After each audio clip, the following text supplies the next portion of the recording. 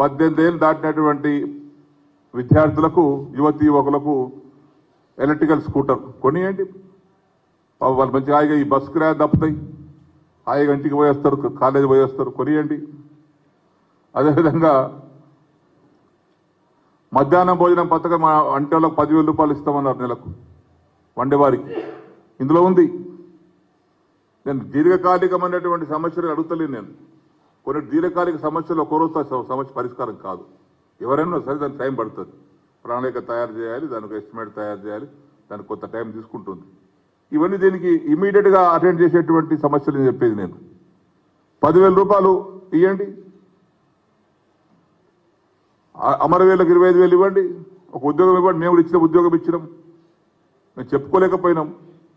చాలా మందికి మా కాన్స్టిట్యూన్సీలోనే, మా జిల్లాలోనే నేనే మినిస్టర్ ఉన్నప్పుడు అందరం కలుసుకొని ఉద్యోగాలు ఇప్పించాం. 10 లక్షల రూపాయలు ఇచ్చాం, అందజేశాం. 250 గజాల జాగిస్తామన్నారు, ఇవ్వండి. ఇవన్నీ తక్షణంగా తీసుకునే మేము దీర్ఘకాలికంగా పరిష్కారం చేయాల్సి అడుగుతలే. మేము 420లో దీర్ఘకాలిక సమస్యలు పరిష్కారం చేయాల్సినవి ఉన్నాయి, అది మాకు తెలుసు. ఇప్పటికిప్పుడే కావాలంటే కూడా కావాలి, కొంత టైం తీసుకుంటుంది.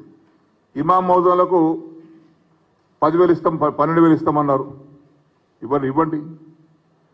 వికలాంగులకు 6,000 అన్నారు, ఇవ్వండి. ఆశ్రయపేలకు 4,000 అన్నారు, ఇవ్వండి.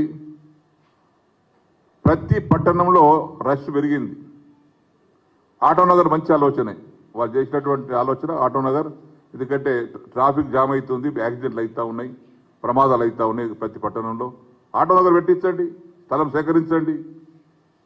ఇకపోతే ఇక కళ్యాణ లక్ష్మికి మేము 1,00,000 నోటు ధరిస్తే వాళ్ళు తులం బంగారం అన్నారు, ఇవ్వండి. తులం బంగారం తీసుకొచ్చి స్టాక్ పెట్టండి.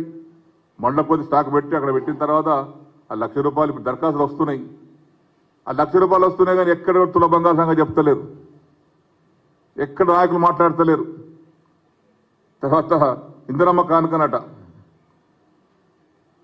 అదేవిధంగా మాజీ సర్పంచులకు 1,500 రూపాయలట, మాజీ వార్డు మెంబర్లకు గౌరవ వేతనం ఇవ్వండి. మళ్ళీ సర్పంచులకు, ఎంపీటీ, జడ్పీటీలకు వేతనం, గౌరవ వేతనం పెంచుతామన్నారు, పెంచండి. ఇవన్నీ ఏమీ లేదు అంటే